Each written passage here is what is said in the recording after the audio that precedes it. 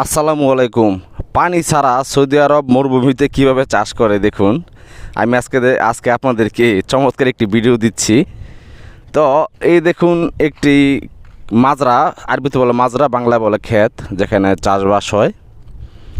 তো এখানে দেখুন সৌদিরা কী করলো, ওনারা ট্রাক্টর দিয়ে চাষ করে ফালায় রাখছে।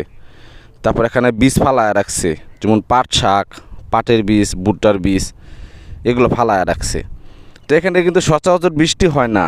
আপনার দেখা গেল 1 বছর বা 8 মাস 9 মাস ঠিক এরকম পর পর আপনার বৃষ্টি হয়, তাও অল্প, 5 মিনিট 10 মিনিট, মাঝে মাঝে 1 ঘন্টা 2 ঘন্টা হয়। ওটা ভুলবশত মনে হইতে পারে, জানি না। তো ওনারা ফালায় রাখছে। তা আল্লাহর রহমতে যেদিন বৃষ্টি হবে ওই দিন কিন্তু বৃষ্টি হবে, এরপরে কিন্তু এই বীজগুলা গজাবে। তো গজানোর পর এগুলো আস্তে আস্তে বড় হবে, আর বৃষ্টি না হলেও সমস্যা নাই। তো বড় হলে পরে এগুলো কিন্তু ওনারা ইউজ করবে আর কি, ব্যবহার করবে। তো এইভাবে কিন্তু ওনারা মাইলের পর মাইল জমি ট্রাক্টর দিয়ে চাষ করে ফালায় রাখে। তো ওনারা কিন্তু বৃষ্টির আশায় থাকে। তো এখানেও কিন্তু প্রচুর গরম, যখন বৃষ্টি হবে তখন কিন্তু এই বীজগুলো গজাবে। তো ওরা কিন্তু আল্লাহর উপর ভরসা দিয়ে ফালায় রাখে, যখন বৃষ্টি হয় তখন কিন্তু এখান থেকে বীজ গজায়। তো এগুলো বলে মাজরা।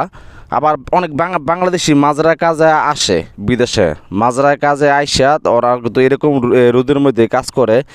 এখানে যেহেতু পানির ব্যবস্থা করে নাই ওনারা, সেক্ষেত্রে এখানে তো এরকম কোনো লোকজন ওনারা খাটায় না।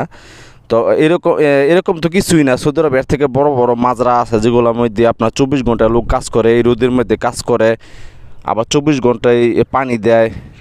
তো ওসব কাজে যদি আপনি আসেন তাহলে কিন্তু এরকম রোদের মধ্যে কাজ করতে হবে এইসব দেশে, কিন্তু যা প্রচুর কষ্ট। তো আপনারা যারা সৌদি আরব মাজরা কাজে আসবেন বা আরব দেশে মাজরা কাজে যাবেন, ওনারা কিন্তু এই 40 ডিগ্রি 45 ডিগ্রি তাপের মধ্যে কিন্তু কাজ করতে হবে, রোদের মধ্যে।